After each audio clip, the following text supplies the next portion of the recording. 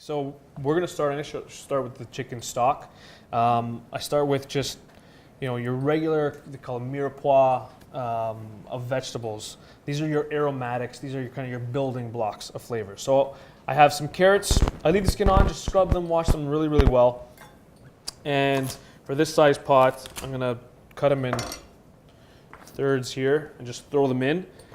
Now, I would suggest, if you have a big pot, use your largest pot in the house. Try to make as much as possible. It's best to just do it all at once. You don't want to be doing this too many times because it is a little time intensive. So try to find a really big pot. That's the easiest way. So carrots in. We have some celery here. Again, stalks and all. I love that you throw everything in there.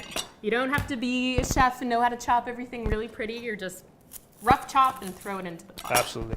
The onion, you can leave the skin on. Take the sticker off. That doesn't taste very good.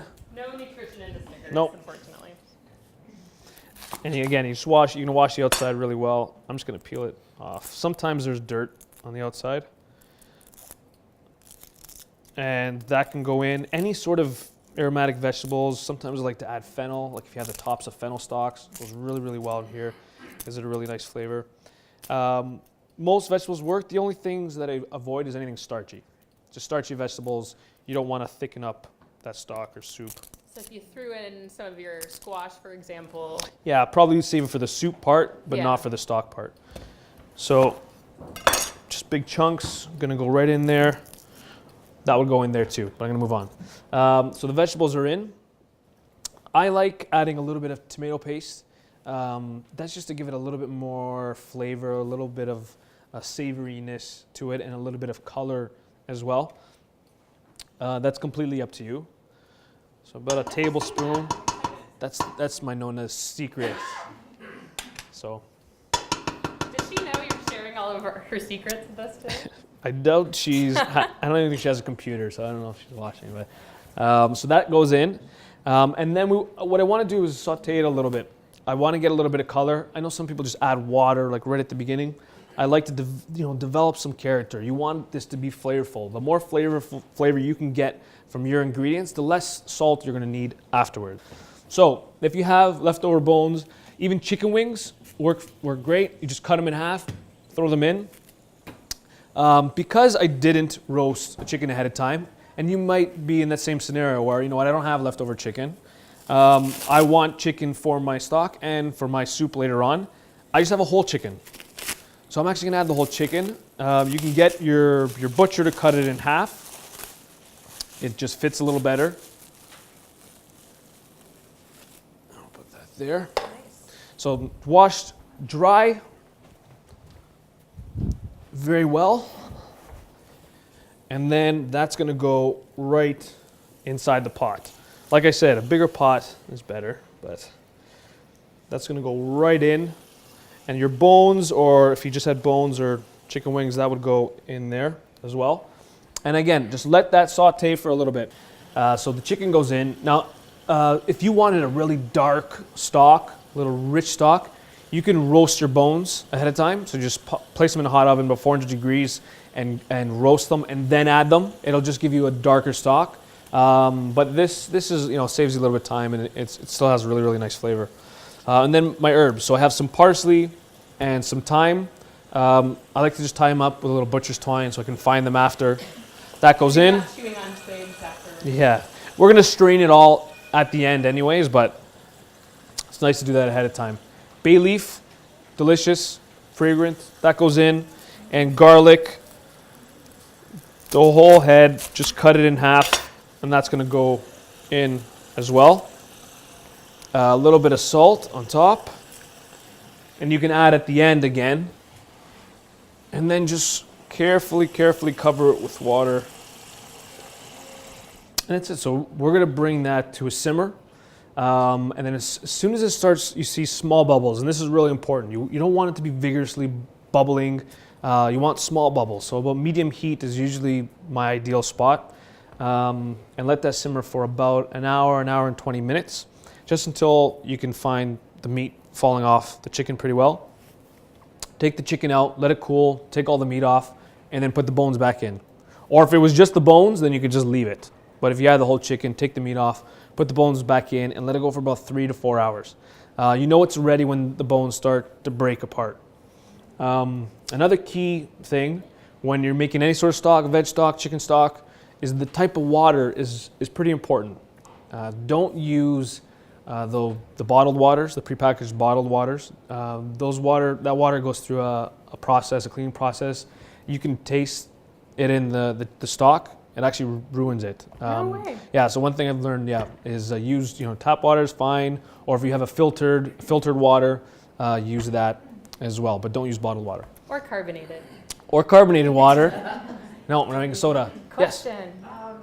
For this water for the stock, Yes. does it matter the temperature? Should it be cold or should it be like hot water? Yeah, no, Great it's a question. great question. So hot water, for most things, it'll start faster. You're already starting, because this is gonna go so long, I always start with cold water and bring everything up to temperature at the same time. It's a little more even cooking, I find, versus hot water, because some things are softer. The chicken will start to cook before everything else. So stock, always start with cold water. That's my suggestion, yeah. So that's it. So we're gonna bring it to a simmer. That's gonna go. And then you wanna strain it. See, that's not gonna fit. We'll put this over here. So you wanna strain it after it's done. And it's about, again, 3-4 hours. And strain everything out, and then you'll have a nice clear broth, and you can put that in the refrigerator, let that chill. One thing to remember, and we're talking about food safety, which is really important, you don't want to put steaming hot stock into your refrigerator. It's never a good idea. It's going to bring the temperature down. It might ruin other foods in there. And you don't want to leave it out in room temperature for too long either. You don't want to leave it in that danger zone. So one thing you can do is, if you have a sink, fill it up with cold water, dump ice in it. I know some people use a cooler, and put that pot into that cold ice water just until it's about like halfway, a third up. It'll chill that stock very fast. And then you can portion it, put it in the fridge, or what I like to do, and this is a nice little trick, is put them in muffin tins. I know some people put it in ice cubes. Muffin tins, you get a little bit of a bigger portion. And Then you can freeze it so you can use it, in all kinds of recipes throughout the week. And even when you chill, you'll find that the fat will rise to the top, and you can just pop them out, and you have this nice little chicken stock ready to go. So you can pop a couple of these in the soup. So that's it. So these can go, and then after they're frozen, you can place them all in a little Ziploc freezer container, and Ready to go. good to go. Whenever you need them. And then for the chicken soup, I mean, you're ready to go. You have your stock. You can add all that cooked chicken back in. A lot of people ask, what do you do with the vegetables after?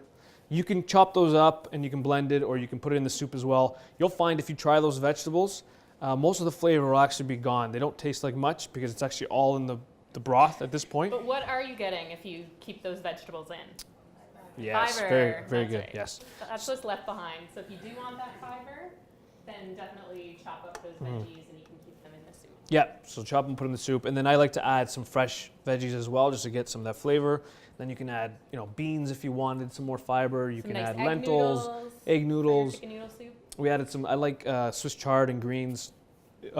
My mom used to always grow Swiss chard in the back, so it was in everything, including our soup. But it's delicious, really, really nice. And that's it. And you bring it up to a simmer, and you have this really nice, hearty, homemade chicken Chicken soup soup. for the body and soul. There's nothing more comforting than that. I know sometimes we get a little crazy, a little fancy in this kitchen, but sometimes it's good to get back to the basics. Some comfort, really nice comfort food. And this would go really well with one of those biscuits to pair. And that's it. Just really, classic, comforting chicken soup with chicken stock. That's it. All right. Right.